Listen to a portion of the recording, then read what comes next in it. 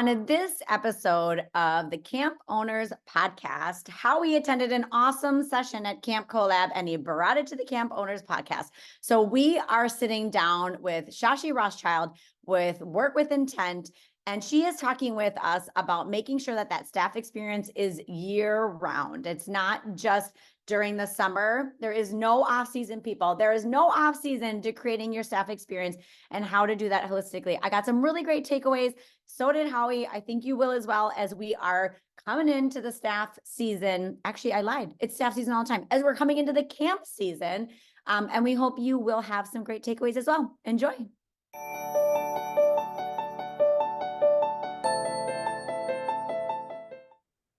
Welcome to the Camp Owners Podcast, a space for camp owners to talk about the unique aspects of camp ownership and get inspired by each other. We're going to sit down with camp industry experts, leaders, and fellow camp owners to hear how the camp dream transpired for them, learn from each other, and discuss some of the biggest issues in the private camp industry. Hello, everyone. My name is Kelly Shuna. I am the executive director and co-owner of Hidden Pines Ranch Day Camp, located in Stillwater, Minnesota. Hi, everyone. I'm Howie Grossinger. I am the co-owner of Camp Robin Hood, a day camp in the suburbs of Toronto, and a co-owner of Camp Walden in Northern Ontario. If you are looking to find and subscribe to the Camp Owners Podcast, you can either find us online at gocamp.pro/ownerspod or by searching for us in your favorite podcast app. Finally, if you're listening to this and think it would be useful to the other camp owners or aspiring camp owners in your circle, please feel free to send them a note to listen. Hello, Kelly. Hello, my friend Howie. How are you? Good. We're back together for a full episode. So excited. Guess who's back?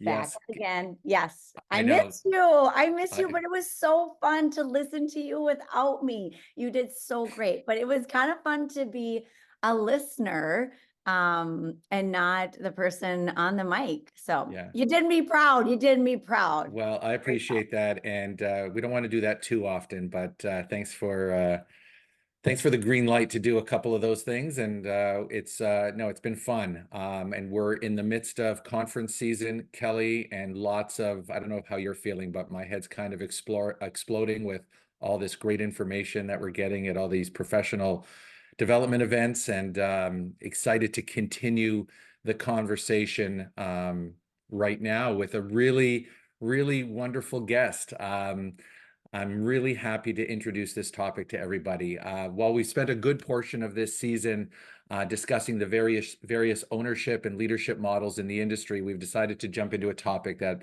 I know is always on our mind, and that is staffing and the staff experience. Today, we have someone who's gone to some great lengths to kind of synthesize her thoughts on the staff experience based on the professional work she does and also her own camp experience.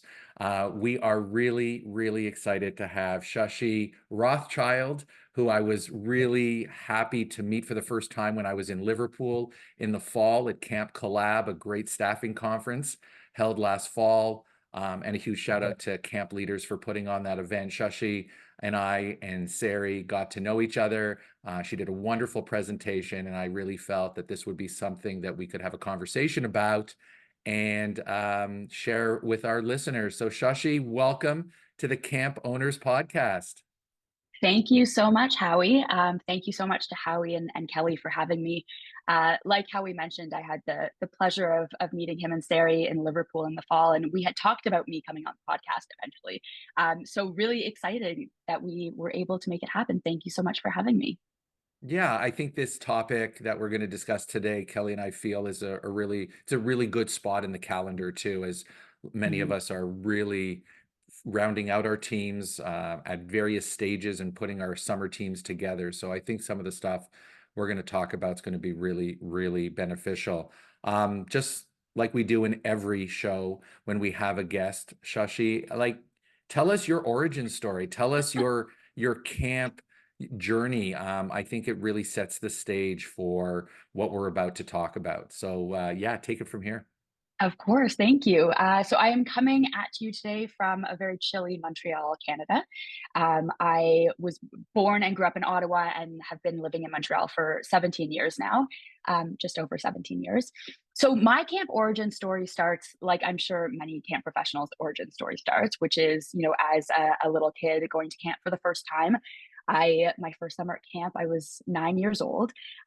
Where it maybe is not the same as every other camp professionals is that I didn't not like camp as a camper, but I didn't feel that, that, oh, this is where I belong. I'm such a camp person. It didn't click for me right away. I had a good time. I kind of mixed experiences. I kind of struggled with feeling like I fit in at camp, like I belonged.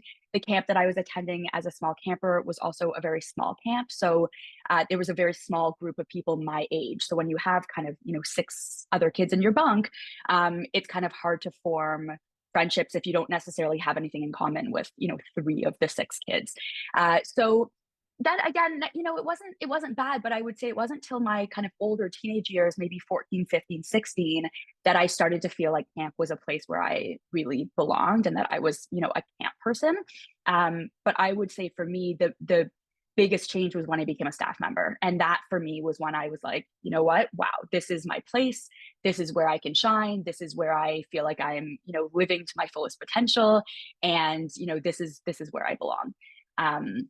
So I worked at camp. I started when I was a 17-year-old staff, and I, started as a bunk staff and then moved up the ranks, became a unit supervisor for 12 and 13-year-olds, which is an incredibly difficult age if anyone's ever worked directly with the 12 and 13-year-old kids. And then became program director eventually. And the camp that I was working at, program director, was a seasonal job, and it was kind of held by the older university age camp staff, so 21, 22-year-olds. So I did that role for 2 years and then felt as though I was growing out of it, but really I knew I wasn't done with camp. And like I mentioned a few times, the camp I was at was quite small in terms of the year-round operation. So there was the only person working full-time year-round at the time was the camp director. So I went to him and I said, I think you should hire me as a full-time year-round, associate director. And he was really wonderful and supportive and said, I would love to. But, we're a small nonprofit. We have to make sure the board, approves. We have to find the budget. Can you maybe do some work to show how valuable you would be to the organization? So I like to joke that I just started showing up for work and eventually they had to start paying me. But I really kind of, put together a job description and found some gaps in some work that could be done during the off season that wasn't being done. And where I really found that there was a gap was with, staffing, and kind of made a job for myself that's focused not only on staffing and the staff experience, but that was really kind of what I ended up spending most of my time doing. So they eventually started paying me, which I was thrilled about, and showed up for work every day. And I ended up staying in that job for 8 years, and just really really loved every minute of it. And while I was there, in kind of the later years of my tenure there, I went back to school and I did a master's in organizational development. And I specifically focused my thesis research on the correlation between staff engagement, satisfaction, and retention in the workplace. And looking at, if staff feel more connected to the work that they're doing, and if they're going to feel happier. If they're happier, they're going to perform better. And if they are happier and feel that connection and perform better, there is a bigger chance that they will either, if we're talking about a year-round organization, they'll stay for longer. And if we're talking about camping, that they will continue to come back year after year. And I started to see just so many places in the camping industry where we could be implementing, practices that really kind of work towards ensuring that, the staff experience is a good one, and that our staff are happy and engaged and satisfied, in order to improve staff retention. And I know staff retention is something that is, huge on camp owners and camp directors' minds right now, and everybody's talking about it. And this was still a while ago. This was about 10 years ago. So this was kind of when these conversations were starting to happen, but they hadn't quite exploded yet the way they have now. So anyways, after 8 years working full-time in camping and loving the work, I felt that it was time for me to make a change. I had already started taking on kind of small freelance contracts with community organizations in organizational development on the side. So I decided to start my own business, and I started my own consulting practice. That was in 2018 that I left camp and started working on my own. And that's what I've been doing ever since. And I always say there's really two sides to, well, there's two sides to me. There's always been my camp self, and this kind of all in camp person. And when it comes to business, I still do a lot of work with the camping industry, which I'll talk about in a minute. But I also do kind of the other side of my business is I work with nonprofit, community, and arts-based organizations with a focus in strategic planning, organizational culture, and impact assessment. So helping businesses better understand how they can make strategic decisions for growth to further the impact of their work, better understand the impact that their services have on the communities they serve, and how to measure that impact and how to celebrate that. And then, of course, the organizational culture piece, which comes back to the staffing and making sure that your staff are happy, that you have a healthy staff culture. So that's one piece of the work that I do. But the camping piece, which I like to say, don't tell my other clients, but it's still kind of my favorite, is working with camps with a focus on staff experience. So everything from helping camp owners and directors look at their organizational culture and what are practices they can bring into their organization, into their camp, to help improve the staff experience, help improve culture. I also do a lot of work in staff training, design, and facilitation. So I'm very lucky. I get to go on a camp tour every June. I hop in my car or on a plane sometimes and travel across North America. And I run training sessions for everyone from the leadership team to general camp staff. And one of the things that I like to do when designing those sessions is I speak to the camp directors and I ask them, what were your biggest staffing challenges from last year? And what are the things that you're trying to touch on this year in order to overcome those challenges? And then I customize workshops. I design them specifically for that camp to help them identify those challenges, to help them overcome them so that they don't face the same challenges year after year when it comes to their staffing. So that is what I'm doing now. And I just launched my website with under a brand new name for my consulting practice, which I have called Intent, which is a nod obviously to my camping background and my love of camping, but also the idea of making sure there's intentionality around all the decisions we make for our organization when it comes to culture, when it comes to living our mission and values, and implementing practices that are reflective of those. So if you want to check it out, it is workwithintent.ca, and you can kind of take a look at the work that I've been doing there as well. I love it. By the way, CA for all you Canadians means camp appropriate to me. So when you say .ca, Great. I'm like, oh, camp appropriate. Wait, Canada. Sorry about that. Maybe it can work both ways. Yeah, it does. It does. That's so funny. Isn't that funny? I'm like, hey, It is that is. CA? Wait, okay. Okay. Anyway, so I don't want to sidebar here, but I love that you 8 years ago was that, or probably 17 years ago, that you went to your boss at that nonprofit and was like, you should hire me, and made a job description for yourself. I think that is something so important and a quality that I think is what it takes in camping, especially. And we can sidebar about this later, Howie, but I think that is part of what this field takes. Like, you want to own a camp, you want to be a director, you got to just go and be like, hey, I think you should hire me, and here's why. And I love that you designed and saw things. So anyway, little nudge for people listening. That's not about our topic. But awesome. So will you talk to us a little bit, like why this topic? Why were you talking at the camp conference? What are you hearing from all of this going around to other camps and helping them with training? Like, what kind of trends are you hearing about from camp owners, directors, leaders about staff retention, engaging staff? Like, what are they wanting your help on right now? Yeah, great. So I actually just spoke at the Ontario Camps Association conference 2 weeks ago, and the topic of my talk was It was called There Is No Off Season, and looking at how we can improve the staff experience from application to arrival. And that's something that I wanted to talk about today, because I think, when you ask why this topic, the staff experience, as I mentioned before, is something that is on the mind of, I think, all camp owners, directors, leadership members. Is, how can we make the staff experience so wonderful that our staff members not only come back, but that they bring all their friends. Staff retention is a massive challenge for camp directors and owners right now. We all know that. We know that there are a lot of camps that have focused on hiring a member of the leadership team who is specifically responsible for the staff experience. So whether that's a full-time position, whether it's, kind of a May or June until September position, so many camps are really focusing on the summer experience for staff. And I think that's wonderful and so important and great. Where I think there's a bit of a gap is September to June. Because I think, for me, it's really important to look at the staff experience a little bit more holistically than what happens in the summer.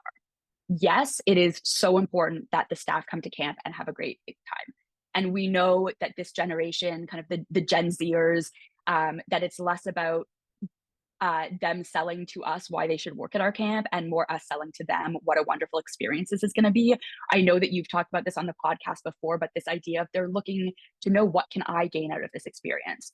So all of that kind of focus on the summer, so important. But where I think we're missing the mark right now, and what I've been speaking to a lot of camp owners and directors about, is how do you make sure that your staff actually show up at camp? And when I opened my my talk at OCA last week, I asked people in the session, I said, raise your hand if you've ever had a staff member sign a contract. They go through the interview, you're really excited about them, they sign a contract, let's say they sign it in January, February, and then for whatever reason, they don't show up to camp in June. And almost every single person in the audience raised their hand. And I'm sure that's something, both of you as camp owners and directors, I'm sure you've experienced as well. So what I've been spending a lot of time thinking about is what is happening between September and June that is causing staff members to, not show up. What is happening in terms of the way we're recruiting staff that is making it so difficult? And what are some ways we can take what we want our staff to experience this summer and kind of implement it into how we communicate with them and the touch points that we build in this so-called off season, which I'm putting in air quotes because we as camp professionals know that there is no off season. But I'm using that to refer to, September to June. So how can we make sure that we are using the staff summer experience as a way to recruit staff and to engage with them throughout this off season, so that they feel not just committed to showing up to their jobs, but really excited about working at camp all year round, so that come, April or May, if they get offered an internship, if they got offered the opportunity to travel, if they get into a relationship with someone who's going to be in the city, that they're going to say, no, I'm still going to choose to work at camp this year because I'm so excited about it. And because I know this camp that I've chosen to work with is going to put my experience first. I think it's so well outlined in your description, because I think that for so many years we've benefited from this almost like set it and forget it kind of approach, right? Where we just rode the wave of staff signing that contract, looking at you. Not actually, I'm not even saying looking at you. I'm referring to Zoom. I'm like, they were on the phone with me or in my office for an interview, and they look at you and say, Howie, I'm coming. Yes. And then you get that call in June that something that seemed a little better wooed them away. And I think that the effort we make, and I know we've tried to make it a priority for us, Shoshi, to do those things. What are some things that, as you've been giving these talks and some of the recommendations that you're making, what are some of the top, tricks and approaches, or actually just philosophical considerations, that we need to apply to maintaining the momentum of an excited staff member in February and keep that excited staff member's momentum towards arriving at camp, consistent? What are some thoughts on that? Yeah, so a few things are coming up. The first thing that I want to talk about, because you mentioned kind of philosophical considerations, I always think it's really important for camps to have a mission statement that is reflective of either a mission statement that is reflective of both the experience for campers and for staff, or 2 separate mission statements. That's something I think about a lot because yes, you are selling camp to your parents and your campers, but you're also selling the camp to your staff. And if we're so focused on staff experience, if I'm, a new staff and I've never been to your camp before and I'm kind of browsing the internet looking for summer job opportunities, and I see that a camp has a specific mission statement geared towards staff members of, what is the goal for how their staff experience camp that summer. To me, that says this is a camp that really cares about the staff experience a lot because they've taken the time to put it into their mission statement. So I think, and then making sure that mission statement are not just words, right? That you're not just talking the talk, but you're walking the walk. So looking to that mission statement to look at ways to engage your staff over those months from whenever they sign the contract, be it, October, November, January till June. So I talk a lot about touch points, and making sure that our staff feel connected to camp in the off season. I think communication is like a big struggle, and especially with Gen Z, they're not great with emails. That's not really how they're communicating. So sending out emails saying, even if it's a countdown, we're so excited to see you in 100 days or whatever it is, that's probably not going to work with them. Making touch points that kind of speak their language and speak to what their apprehensions about the summer maybe. So I talk a lot about new staff and international staff who may not know a lot about what's going on at camp. So to, have options for them to join information sessions, to reach out to them via text, which is a much easier way for people to communicate and check in and say, not wait for them to come to you, but check in with them about questions they might have, questions that for longtime camp people seem really simple. I remember I was working with a group of international staff and I did this whole info session and I showed them our camp video and, what all the buildings look like and this and that. And at the end, one of them looked really nervous. And I said, is there anything that you didn't learn about that you wanted to? And she said, where do I do my laundry? And like, for me, that was something that, it's, we've done laundry at camp the same way all the time. And you pack it up on one day and you send it out and it comes back. But for someone who doesn't know, that could be really anxiety inducing. So really kind of putting yourself into the shoes of a new staff member and what they may need to know to feel better about that experience. So that's number one. Number two, in terms of touch points, is helping people remember the impact of the work that they have done at camp the previous summer and that the work they will be doing. I love the idea of asking campers at the end of the summer to write thank you letters to their staff that they hand into the office, and then we mail them out around the time that applications open, which is, very convenient. But to also do it throughout the year, what are reminders you can send to your staff members that help them remember the impact that they've made on kids, or if they are new staff members, help to show the impact that they are going to be able to make. Statements from campers about how excited they are to meet their staff is always, that is always very helpful too. And then the third thing that I'll say is, if you are waiting until staff training week to start your onboarding, that is way too late. So to, try to develop as many onboarding opportunities as you can, training opportunities during the off season to engage staff. If you are a camp that has a lot of local staff, a retreat is such an amazing way to kind of get that energy of camp going. If your camp is Four Seasons, to bring your staff up to camp and do a weekend that is half fun and half training. And again, save kind of the more camp specific training for the summer because it's obviously very early in the season, but to do things like team building and communication and, go over maybe what a day at camp looks like, have them meet their co-staff, all of that bonding is going to make it harder for staff to say no to coming back to camp when they've already made friends. They've already kind of gotten a taste for that camp experience. I know that there are a lot of camps that choose to wait to share cabin assignments, bunk assignments, co-staff assignments until people actually get up to camp. And I know logistically some camps have to do that because their camper numbers are changing and they're not sure where they're going to place everyone in. I always say the sooner you can share with staff what age group they're going to be working with, what activity, who their co-staff are going to be, the better. Because if I know that in January and then I can do like a messaging group with my co-staff and we're talking back and forth and who's going to bring a fan and, here's a cute activity I thought we could do with the kids, then again, there's probably less of a chance that I'm going to drop out because I'm going to feel accountable to those people. And I'm going to feel part of a team. So I think that is really, really helpful as well. And I just want to say, if you have, a lot of international staff, or, you're not in a position to bring people in for a retreat, having a camp director or a member of your leadership team travel to the major cities that your staff live in, and even just hosting like a dinner, a barbecue, something to kind of keep up that social connection is really important. Again, especially for new staff who may be very nervous about, what are the people going to be like, and am I going to have any friends? So yes, all of those things I think are great ways you can kind of boost the engagement during the off season.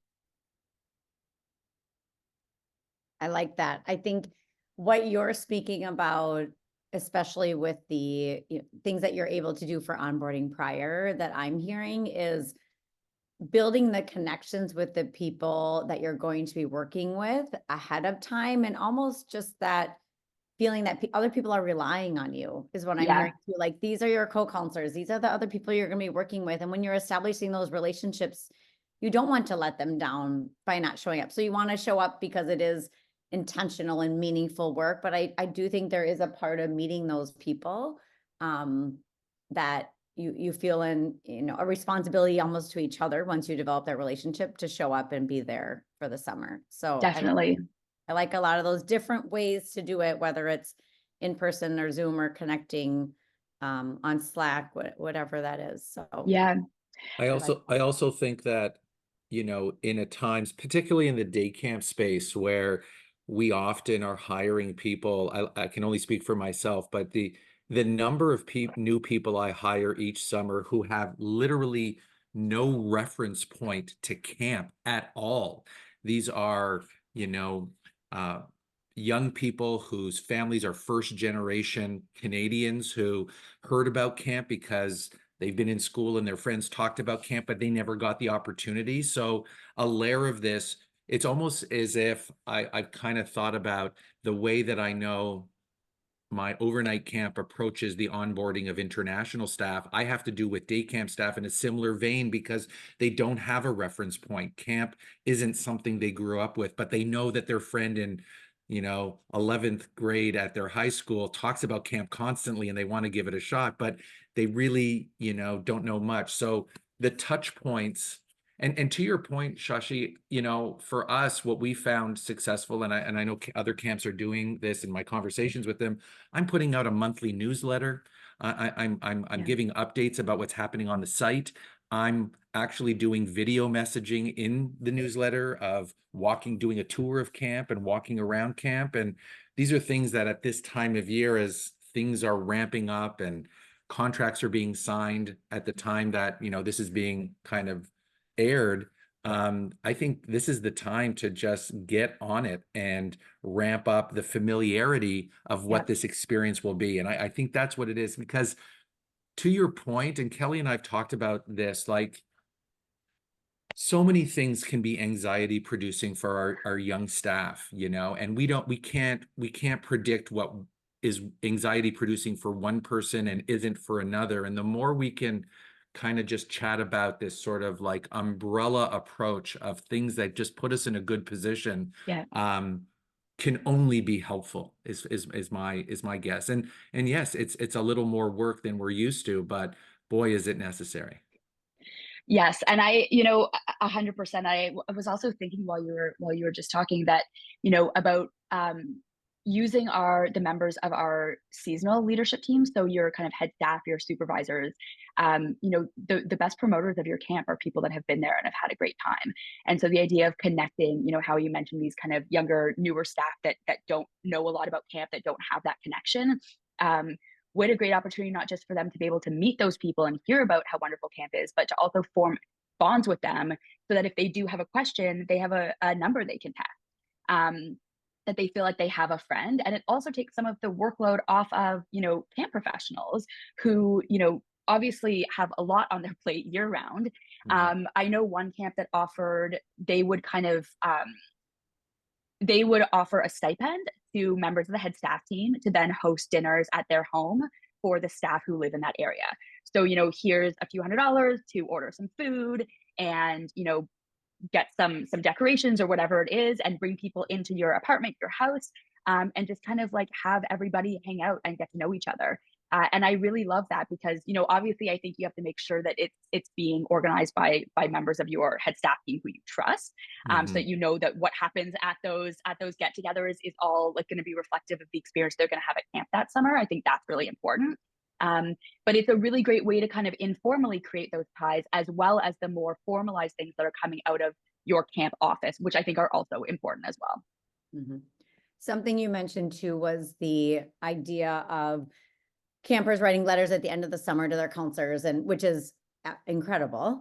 But if you haven't done that, something I think that isn't a lot of work, but we sometimes forget as camp owners and directors, is to share snippets of those emails I know we all receive during like registration, or, oh my gosh, blah, blah, blah, is so excited. They were just talking about camp. Like, I think we see them and we're like, oh, and they fill our bucket. But if we all just took that one extra step to like screenshot that, put that in your Slack, put in your group meet, put in whatever it is channel that you use, those are the things, if you didn't already write the letters, that I think we can pass on, like to speak to your point about reminding them about the important work that we're going to be doing. So I like that. Love I really that. like Love that. Howie, you had mentioned when we had talked about, you know, the session at Camp Collab about culture models. So do you want to ask a little bit more about that? Because I think that was something that you were really curious about. Yeah, I think that, you know, for me, when I met Shashi, she talked about sort of like, you know, 30,000 feet, about just this idea of creating happiness and being intentional about the various approaches to creating culture. And we've had some wonderful camp pros on the podcast talk about culture, etc. But I particularly like the way Shashi sort of framed this based on, you know, some of her, you know, educational background, which can only serve as sort of getting us to think about things in different ways. So Shashi, maybe you can just take a little bit to, you know, be professor a little bit on this one, maybe, and just kind of give us some things that we can, you know, hang on to and grab onto that might inform us about the intentional, very practical day-to-day things that we might choose to do, and why the research maybe shows that this really has a valuable impact on what we want to create. Yeah, definitely. I always warn people when I go into my talks that there is going to be a little bit of theory, but I find it's really helpful in kind of just understanding why we say we should be doing the things that we should be doing, if that makes sense. So yeah, I had mentioned in my talk at Camp Collab, I had talked about Edgar Schein's organizational culture model. Edgar Schein was a organizational theorist, behaviorist, psychologist in the 80s and 90s, and he came up with this model that is, you know, pyramid shaped. Although I also like to use the iceberg analogy, which I know everybody's kind of used in different ways, but I think it's really meaningful here. And he kind of broke down 3 levels of organizational culture, and how they relate to one another and where the gaps are, to kind of help us explain how we can help close those gaps in order to improve our organizational culture and overall staff experience. So he kind of explains that, like I said, kind of if you picture a pyramid, that the very top level, the top of the pyramid, are artifacts. And these are pieces of pieces of an organization's culture that are visible and tangible and can be viewed by someone even if they are on the outside of an organization. So I like to use the example in terms of camp. If I am a visitor to camp and I'm, you know, maybe I'm a prospective camper or parent that's coming for a tour one summer, and I'm walking around the camp, I can take in with my senses different aspects of organizational culture based on just what I'm observing. So dress code, for instance, I can look around and I can look at how the campers are dressed, how the staff are dressed. Is everybody in a uniform?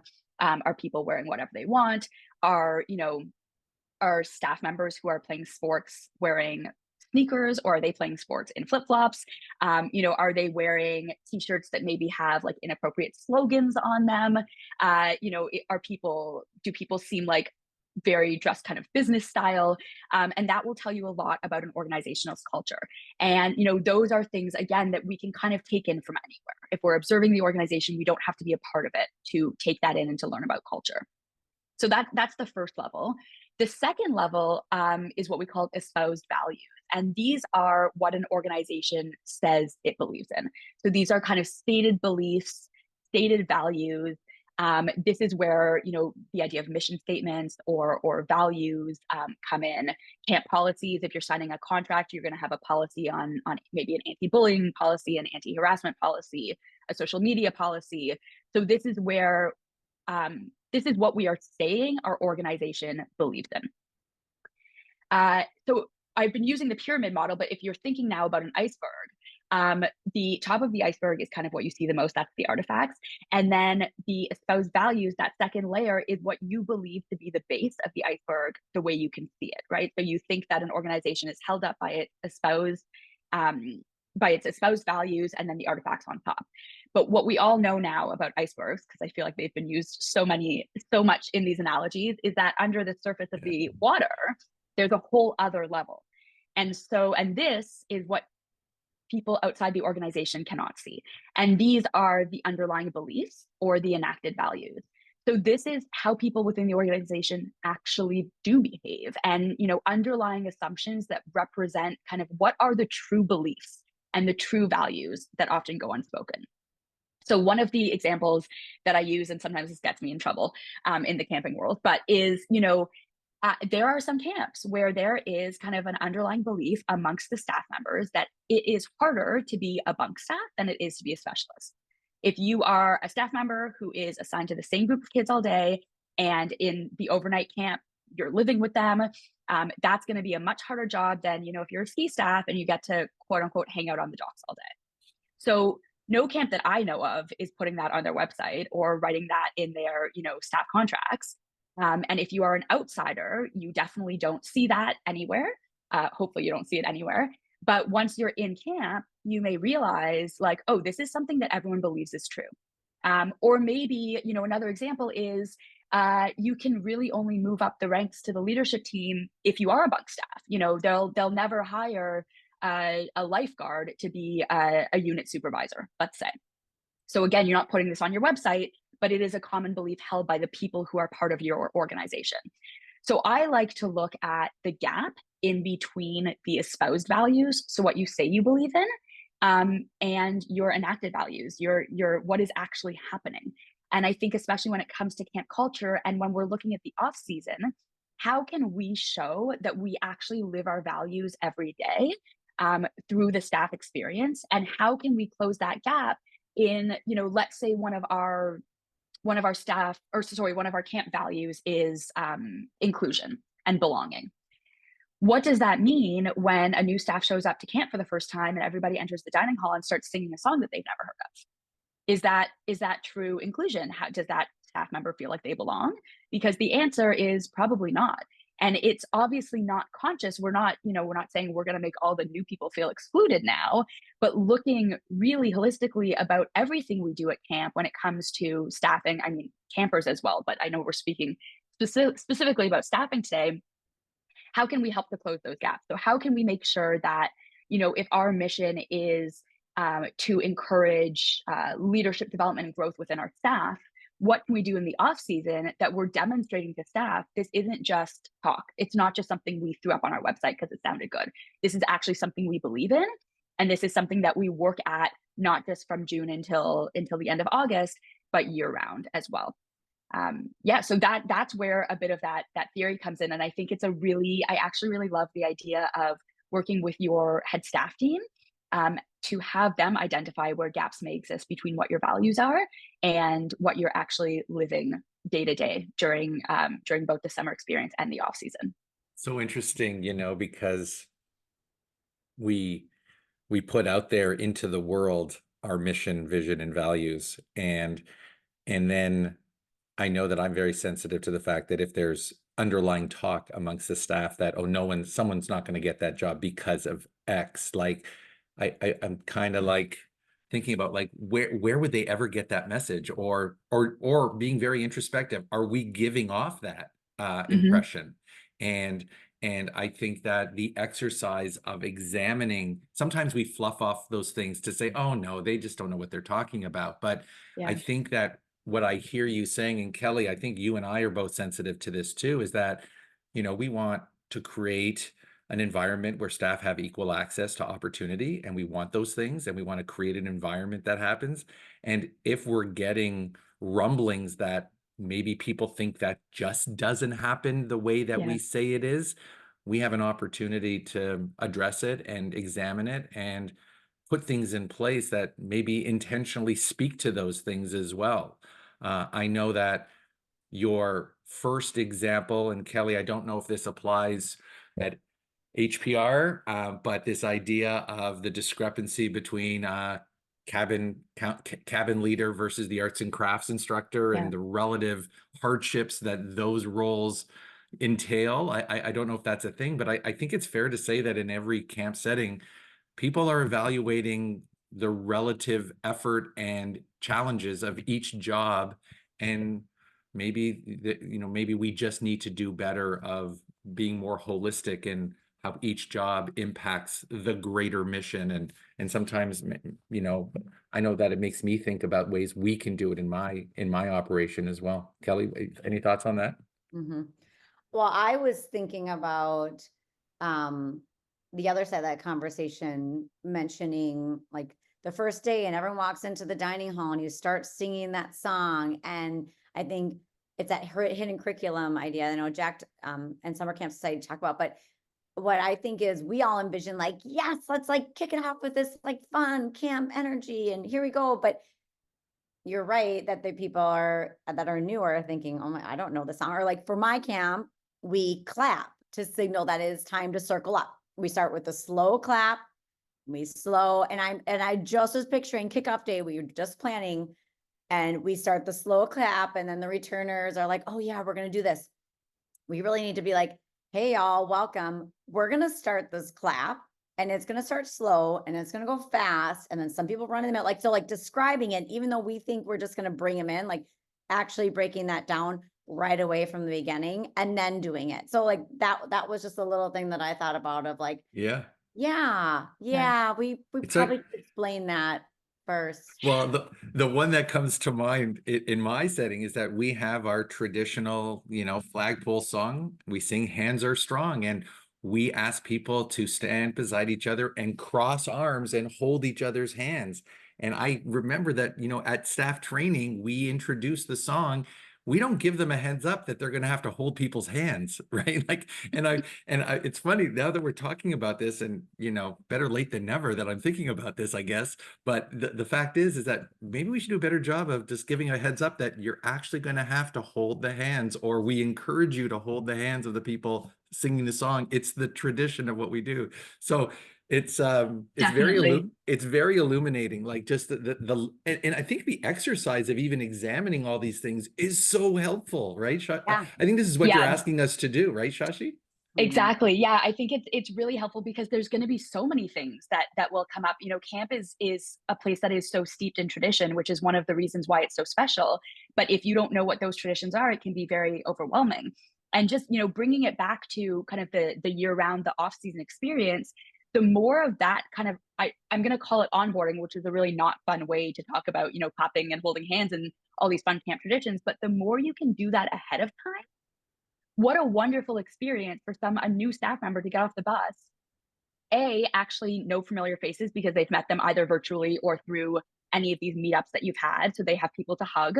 I think that's a really big thing. I'm going to get off the bus and everyone's going to be hugging and I have no one to hug. Make sure they have someone there that they know that's a familiar face, but also that when everyone starts clapping, that they know what to do. So what are ways during the off season we can share these experiences with them? Whether it's, doing a training for new staff members, or whether it's, I love the idea of empowering our returning staff members to take part in that. So assigning each returning staff member a tradition and having them over the course of, the off season, whether it's through like a staff, like an Instagram page or like a Snapchat group or whatever it is, Slack, however they're communicating, to have one returning staff member explain one camp tradition so that when you get to camp, because what you don't want is the returning staff members to kind of start eye rolling, being like, why do I have to explain this? Like, it kind of ruining the magic, because that also creates that divide, that like inclusion, belonging divide between returning and new staff members. So how can you make sure that when your staff members get off the bus, everybody's starting from the same level, right? Everybody has someone to hug. Everybody knows when to clap. Everybody knows how meals work. And there's obviously things that, we can't go over everything before the summer starts, but what are the big things so that the smaller things don't matter as much and don't, cause people to feel excluded in as big of a way. Because if I know at least 3 or 4 traditions and maybe there's a few smaller ones I have to learn, that's going to feel much better than all of a sudden everyone starts like holding hands and singing and I have no idea what's going on. I love that. My wheels are turning of like when our leadership council meets, of using them, like one in front of our camp sign, like as a returning counselor, like, hey, there's going to be a couple of us waving and here's what the driveway looks like in the sign. So you don't want to miss it. And then another one, all right, here's where you're going to park your car. And then you're going to walk into camp.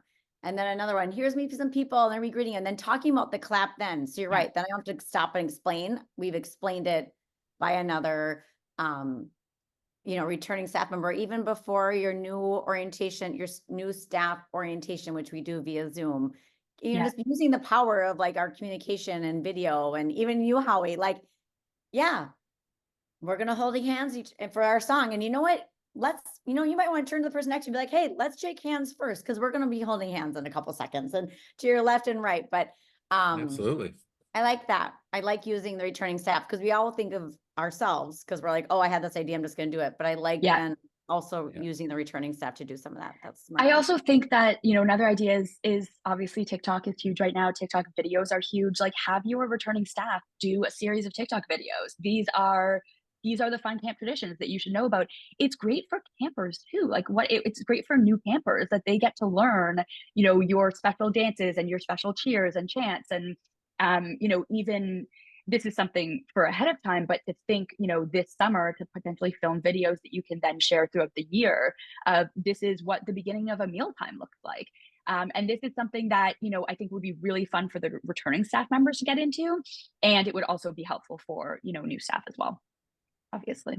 I also think that an added benefit to all this great advice and this framing of the September to June off-season kind of stuff is that we also have to realize that depending on our staff age, many of us are dealing with high school age, early university age people. They make up the bulk of our staff. And I think that often parents of those staff will say, hey, have you heard from your camp? Like, are you excited? Or, have they been in touch? And I think that these things also kind of bridge parents being informed of what their child might be getting into, because hopefully there's good communication there and there's some sharing. But I think sometimes parents can either be a force for good in saying, hey, stick with this, it's going to be good, you made a commitment. Or they may say, you know what, if you're not feeling it, then just don't do it, which we're tending to see a little bit now. Some parents are just feeling, well, if you're anxious about this, like, the phrase of you can do tough things isn't always the go-to position of a parent encouraging their kid to do something. I just see an added benefit of all this great onboarding, off-season communication. It just builds a base of knowledge that allows for, continued encouragement to follow through on something you made a commitment to. So just Kelly, I just, my head is on this kind of the full package. I know some of us are less inclined to engage parents of staff. Some of us are feeling we need to do it or want to try it. There's a whole, spectrum of attitudes and approaches to this, but I just think there's an element of just, greater communication between staff member and their parent, again, depending on their age and where they're at. But I don't know. That's just what comes to mind. I don't know how you feel about that.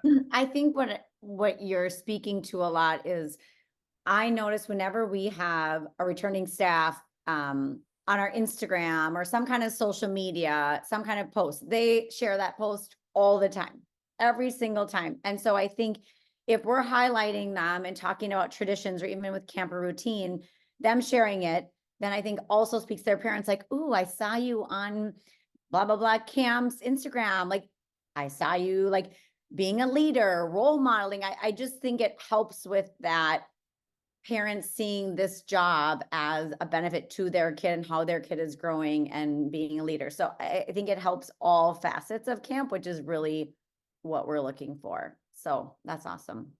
All right. Well, any other final thoughts, suggestions about making the staff experience a more holistic, I don't want to say experience, I just said experience twice, but making the staff experience holistic, instead of just like focusing on the summer experience?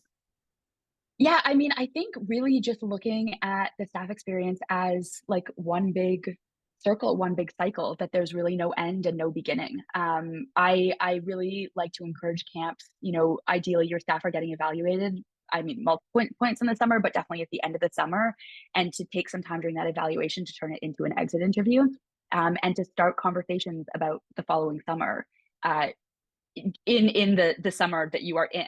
So, to start talking to staff about what role they might like to be in, about if they'd like to, move up into a more leadership position, but also to ask them, about their experience and what they liked and what they would change for next time. I love the idea, again, I'm kind of thinking like cyclically. So you're finishing off the summer, already talking about next summer, you're doing an exit interview, that you are really considering the staff experience at every step of the way. So I always say, if you want it to be clear that that your camp values staff and values the staff experience, think about the way you're communicating with them. Are you communicating with them in the way they want to be communicated with? If you are, signing people up for interviews, are you working around their schedule, or are you giving them, one time slot and saying, make it work? Because that says a lot about, how you value the staff experience. So if you say to a staff member, let me know when you're available, or here are multiple time slots, please pick one that works for you. If you're showing up on time to those interviews, the way you're communicating, all of that, I think, plays into kind of looking more holistically at the staff experience. And then also, we talked about as many kind of onboarding or staff training touch points in the off season. I think also speaking to your staff, new and returning, about what they would like to learn during staff training. What are skills that you are hoping to grow? What are some things that maybe you're anxious about and you want to make sure we touch on? Having those conversations in, January, February, March, taking notes, and then designing staff training sessions based on those. Not only is it kind of speaking directly to these challenges that the staff are facing and making sure you're training them in the ways they need to be trained, but it's also showing that you value your staff's opinion and that you're going to go to them for things. And again, it's kind of reflective of that staff experience we want to be selling for the summer. I'm going to ask you in the off season what you think of things, which means that during the summer, I'm going to ask you what you think of things, and I'm going to value your input. So I think all of that, are really great ways to kind of look at the staff experience more holistically. And again, just make sure you're seeing it. There's no beginning and an end. It's ongoing. And how can we make sure that, the group of staff that we have this summer sees their relationship with camp as ongoing, whether they are able to return. I mean, ideally they're coming back to staff as staff the following summer, but if they're not, they're turning into alumni, and that's a whole other conversation. But then how do we engage them at that point? And kind of making sure that the camp experience never ends for them. I think that's kind of the ultimate goal. Mm-hmm. Two takeaways that I just had when you were sharing that was, one, if we feel brave enough, which is, taking off our personal defensive armor that we all wear about our camps. But in your end of the summer survey, put a ranking scale on your staff mission and how well did we do? Like a 1 to 5. How well did we do on inclusion? I love that. This is scary, but I think we can do it, Holly. But I was just thinking, like, how well did we do on making you feel included, on communicating, whatever? And that can really give you like a guide and a map for what do we need to work on in the off season. Let's do that, Howie. That's scary, but let's work on that next fall. But then I love my second takeaway of what you just said, and I'm going to do is in my Slack channel, we are planning staff training, like the whole schedule right now. What do you want to know? What are you wondering about? I love that. Like asking them is great. This is great. Some great takeaways. Again, we could talk forever, but we do need to end at some point, which Howie and I are not good at, but I'm working. No, not at all. I know, Howie, but we're not perfect. We have ways to grow. So yes, we do. All right. This was awesome. Thank you so much, Shoshi. It just was fabulous. I really appreciate it. I have a lot of personal takeaways for myself, and I hope others will as well. So it is time, though, to move on to the end of our show, where we like to share something that's inspiring us right now. It can be a book, article, podcast, documentary, leadership quote, really anything that's putting the fire in us, especially as the heat is turning up on the burners of camp approaching. So we're going to share, Howie and I, and then we'll ask if you'd like to share something. So Howie, do you want to start with something that's inspiring you right now? Yeah, something that just recently came out from the Canadian Pediatric Society was an article that's been widespread nationally. Just pediatricians are saying that unstructured outdoor play and in particular risky play is essential for physical, mental, and social development of children. And boy, oh boy, hasn't the camp world been saying that for years? Thank you, doctors. However, I've put an article, a link in the show notes, and hopefully people can grasp onto it. But it becomes, for me, this article has actually set the stage for some really good communication in our forthcoming spring parent information guides about why being an outdoor camp the way we are, is kind of connected to this messaging from doctors, and we all take what doctors say as truth, right? Don't we? So the point is, why would they listen to a camp owner or a camp director? So I want to be able to kind of, from a marketing point of view, be able to marry sort of what we've been saying for so many years about free play and properly supervised unstructured play, and kids recognizing risk and then taking risk. Like, this is what we do. And now I feel there's an article, at least in my neighborhood, that I can kind of share with my families and check it out. It's good. I'm sure there are ones referencing other jurisdictions that are similar, but I thought it was timely and something that I really appreciated reading from them. So that's my inspiration. Awesome. Oh, I can't wait to read that, Howie. Thank you. Mine was shared to me by our friend of the show and sponsor, Ryan Rosen from Yay, Camptivities. Ryan.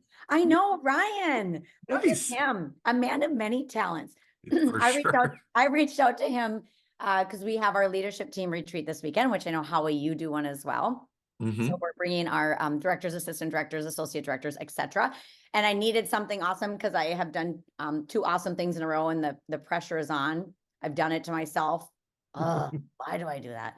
But anyway, I reached out to him about a good idea, and he had this activity for me that is about what is your communication style like when you're stressed? And so it's using this scale, and then it looks at once you get a score, if you are a driver, if you're amiable, if your expression. So I'm kind of nervous because, when you get like seen for who you really are in stressful situations, I think it's going to be one of those, but very vulnerable, which is my style I like to have. But I think it'll be really helpful. So we're going to talk about, what do we like when we're stressed? What does it look like? And what do others perceive it as? So I'm really excited to use the tool that Ryan helped me with. Yeah. And so if it's great, I'll share it.